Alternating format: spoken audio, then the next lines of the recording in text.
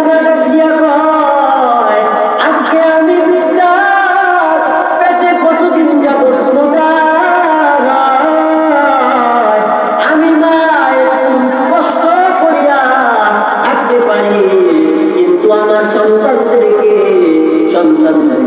আমি সহ্য করতে পারি না। খলিফাতুল মুসলিমিন হযরত ওমর এই কথা শোনার পর আম্মা জানকে ডাক দিয়া কয়, আম্মা জান, আপনি একটু সময় অপেক্ষা করবেন, আমি যদি আপনার জন্য উপকার করতে পারি কিনা। এখন খলিফাতুল মুসলিমিন হযরত ওমর তাড়াতাড়ি রওনা, বাইতুল্লাহ কবর জাবরাইল থেকে রওনা। খলিফাতুল মুসলিমিনের গোলাম আস্তাদ নামে নাম হয়। গোলাম আস্তাদকে ডাক দিয়া কয়, এই গোলাম আস্তাদ, এই অর্থ মন্ত্রণালয় থেকে তুমি আটার বস্তা প্রস্তুত করো, আটার বস্তা আমার সামনে হাজির করো। এখন গোলাম আস্তাদ কাল বিলম্ব না করিয়া আটার বস্তা ব্যবস্থা করলো। আটার বস্তা আনার পর খলিফাতুল মুসলিমিন হযরত ওমরকে ডাক দিয়া কয়, খলিফাতুল মুসলিমিন আটার বস্তা প্রস্তুত।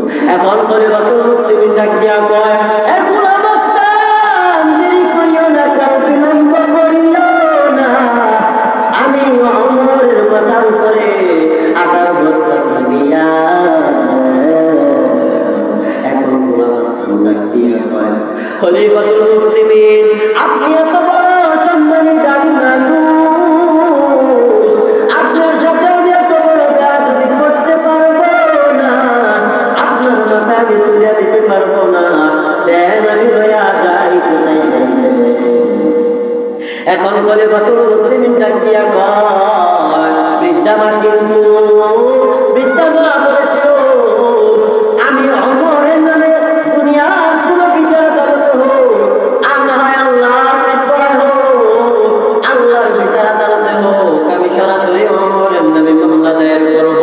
এখন খলিফাতুল মুসলিমিন ডাক দিয়া কয়, এ গোলাম আসলাম, আল্লাহ বিচার আদালতে কাজ করাই দাঁড়াতে হোক, অথবা দুনিয়া বিচার আদালতে কাজ করাই দাঁড়ানো, এটা কি তুমি চাও?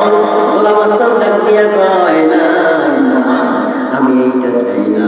এখন খলিফাতুল মুসলিমিন ডাক দিয়া কয়, যেহেতু চাও না, তাড়াতাড়ি আমার মাথায় তুলিয়া দাও। এখন গোলাম আসলাম বাধ্য হইয়া আটার বস্তা তুলিয়া দেয়, মাথার মধ্যে তুলিয়া দেওয়ার পর তাড়াতাড়ি রওনা। ওই জল্লার